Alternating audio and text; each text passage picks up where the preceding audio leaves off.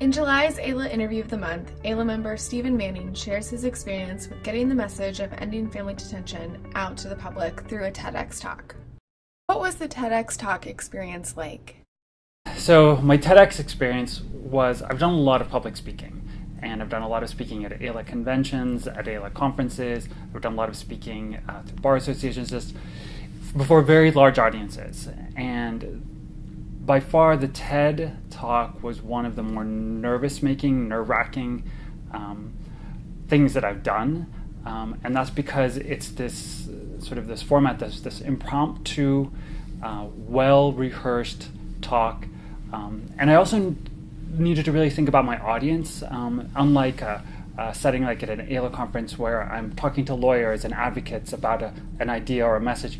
Here I was going to be talking to people who are just interested in an idea. I was going to be talking to lots of different people, so I really needed to figure out who was my audience, and what was the message that I wanted to share, and what was the idea that was worth sharing, and really narrowing it down and framing it in a very compelling narrative. What kind of response did you receive? The response at the event was amazing. I couldn't tell at the time because the stage lighting was just really, it was very intense, and so I couldn't see. But several times during the presentation, it was interrupted with applause. And in the end, when I talked about how the work was ongoing and how people were needed to be involved in this, there was a standing ovation. And they weren't standing for me. They were standing about the message and the idea that the mass incarceration of asylum-seeking children and women was wrong, and that people had stood up. People all around the nation had stood up for that, and that was really powerful. And I could feel that. And then after the talk, we did an action break where we had participants who had attended the TED conference could color messages to children and the women detained.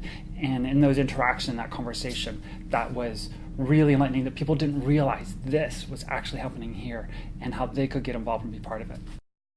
What are the next steps to end family detention? So to end family detention, we need to think even bigger than we've been thinking.